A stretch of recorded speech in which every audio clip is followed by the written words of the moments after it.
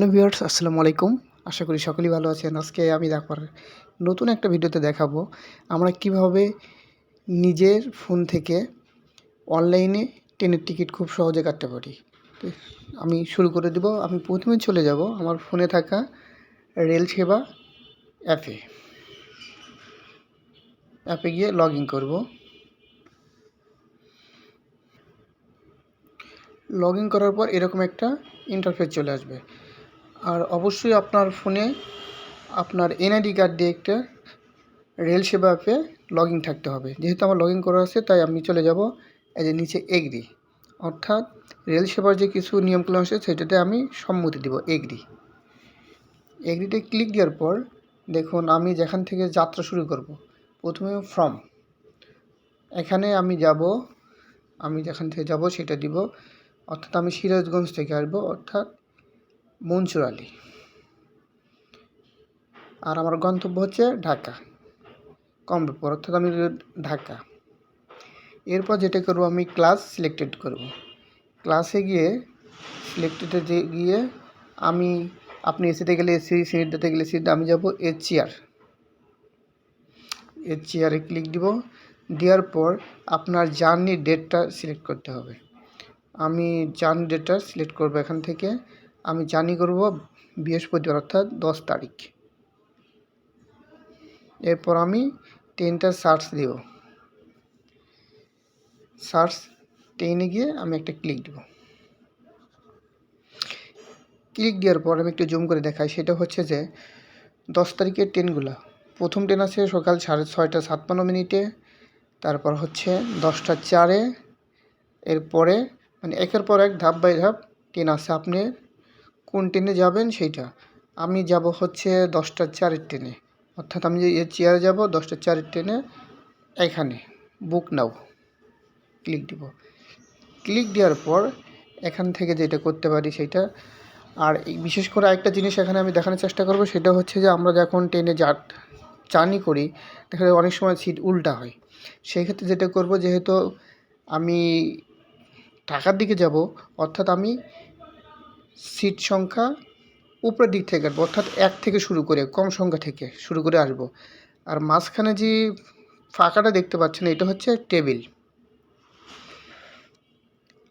আমি সিট নিব দুইটা সিট কাটবো, অর্থাৎ এই পাশে।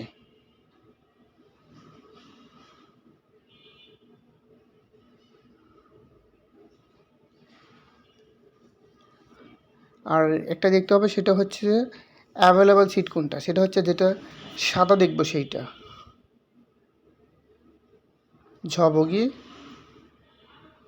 ঝবগিতে গিয়ে আমি দেখব এই যে সাদা যেগুলো সেগুলো ফাঁকা আছে সিটগুলো, অর্থাৎ আমি ফাঁকা দেখে তারপর যাব। ফাঁকা আছে, বগি ফাঁকা আছে, ঢ সবগুলো ফাঁকা আছে। আর যদি আমি ইওতে যাই, নিউতে গেলেও আমি দেখতে পারবো এভাবেই। এই পাশে ফাঁকা নেই, একটা সিট ফাঁকা আছে, এই পাশে অনেকগুলো ফাঁকা আছে। আর যদি বগিতে যাই তাহলে অ্যাভেলেবল সিটগুলো আমি দেখে নিব।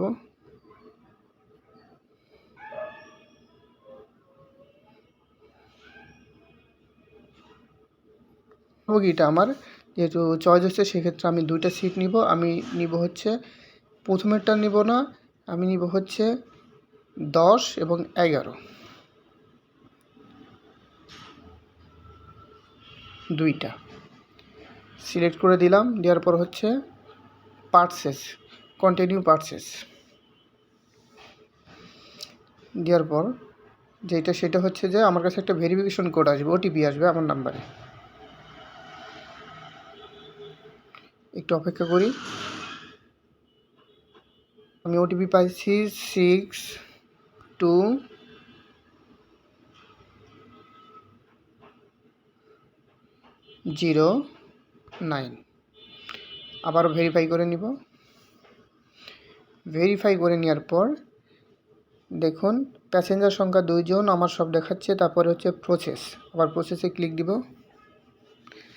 ক্লিক দেওয়ার পর আমি যে পেমেন্টটা কিসে করতে চাই সেইটা, অর্থাৎ আমি করব বিকাশে প্রসেস টু পেমেন্ট।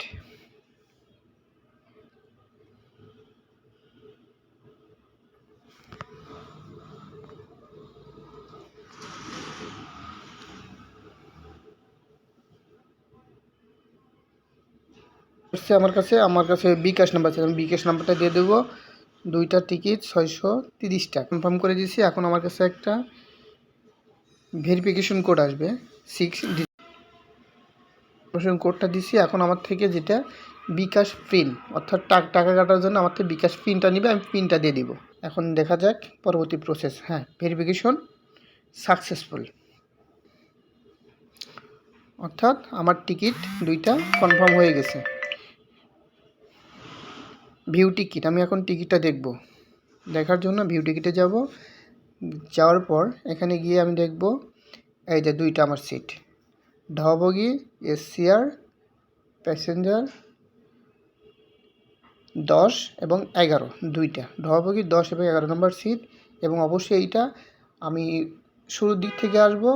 যখন আমি ঢাকা থেকে বাহির দিকে তখন আমি বেশির দিকে সিট কাটবো, অর্থাৎ 1 থেকে 10-এর দিকে, 10, 15, 20 এভাবে উপর দিক কাটলে তাহলে আমি বরাবর আসতে পারবো। আর যখন আমি ঢাকার বাহির থেকে ঢাকাতে ঢুকবো তখন আমি অবশ্যই ছোটোর দিকে সিট কাটবো, অর্থাৎ 10-এর থেকে 10, 10, 9, 8 এভাবে উপর দিক ওই দিকে নিচের দিক কাটলে আমি উল্টা দিকে যাব না, বরাবর যেতে পারবো। এখন আমি যেটা করবো সেটা হচ্ছে আমার টিকিটটা ডাউনলোড করে নিব। ডাউনলোড টিকিট, এখন আমি দেখব টিকিটটা ডাউনলোড হয়েছে কিনা। আমি ভিতরে গিয়ে দেখে নিব। ভিউয়ার্স দেখুন, আমার টিকিটটা ডাউনলোড হয়ে গেছে, আমার গ্যালারিতে চলে আসছে, পিডিএফ আইছে। এটা আমি এখন পরবর্তীতে এটা আমি ডাউনলোড করেও নিতে পারবো, প্রিন্টে নিতে পারবো, অথবা আমি ফোনে রেখেও যখন আমার কাছে টিটি আসবে তাকে আমি দেখাতে পারবো। এ হচ্ছে আমার ডকুমেন্ট, অর্থাৎ সিটের প্ল্যানের। তো এর পরবর্তী আমি একটা ভিডিও করব, সেটা হচ্ছে আমি কিভাবে আমার সহজে একটা এনআইডি কার্ড দিয়ে রেল সেবাতে আমরা একটা লগ ইন করতে পারি। এই পরবর্তী ভিডিওতে আমি দেখানোর চেষ্টা করব। ধন্যবাদ সকলকে।